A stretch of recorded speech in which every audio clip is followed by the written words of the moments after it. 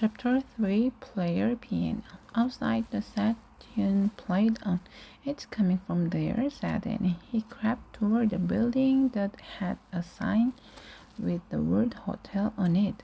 Jack limped after her. Annie slowly pushed open a swinging door. They peeked inside. The fading daylight lit a piano in the corner of the room. The keys were moving up and down, but no one was there. "A kiss," whispered Annie, "a ghost playing the piano." Suddenly, the keys were still. The air got very cold. No way," said Jack. "There's no such thing as a ghost he saw when in anxious Egypt," whispered Annie. "Yeah, but there was anxious Egypt in Jack. Even so, he listened. I took it up." Jack pulled out the Wild West book. He found a picture of the piano. He read aloud. Player pianos were popular in the Old West. The piano played automatically when someone pumped its floor pedals. Later, with the help of the electricity, the piano played all by itself. "Phew," Jack closed the book. "I knew there was an answer," he said. "It must be electric, and somehow it came on. I didn't know they had electricity in the Wild West," said Annie. "They didn't," said Jack. He looked at Annie. "Oh man, let's get out of here," he said. Jack and Annie backed out of the hotel. When they got outside, they heard another sound. Horse hoofs thumping against the hard ground. A cloud of dust seemed to be moving toward the town. As it got closer, Jack saw 3 riders. They were herding a small band of horses. "Hide," Jack said. "Where?" said Annie. Jack looked around wildly. He saw 2 barrels outside the hotel. "There," he said. Jack and Annie hurried to the empty barrels. Jack climbed inside one and tried to scratch down.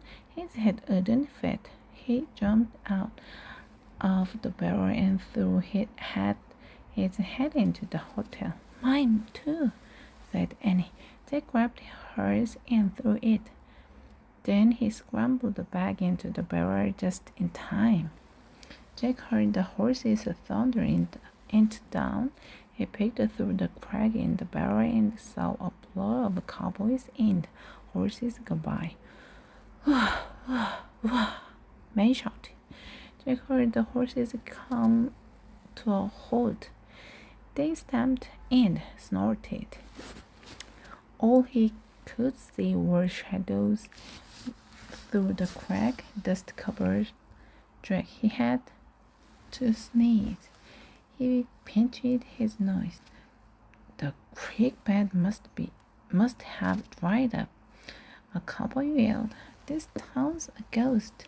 "Yep, it gives me a shivers," said Annie. Said another. Blood came over the lies. Jack would have to breathe now. He pinched his nose tighter, but he couldn't stop the sneeze. He read out a choked "Achoo."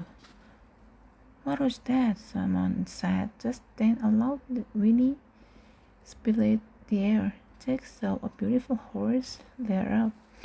She had no rider or saddle, just a rope around her neck.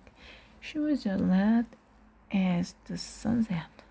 She said she had a wild black mane and a white star above her eyes. "We can't keep fighting this one, boss," a cowboy yelled. "Yep, she wants her coat," another sighed. "We shouldn't have left him behind. He was too slow," a glowly voice, "and we'll sell her when we cross the border." That's terrible. thought Jack. He knew Annie must be upset too. He just hoped that she wouldn't jump out of her barrel. But the cowboys pulled the red horse away. The ground rang from the pounding of hoofs as they galloped off. Jack and Annie stood up. They watched the riders disappear into the dust. The pounding faded away. All was quiet again, except for the lazy buzzing of the flies. They were mean to that horse.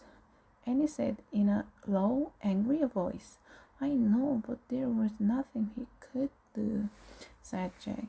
"His boots were killing him." They climbed out of his barrel.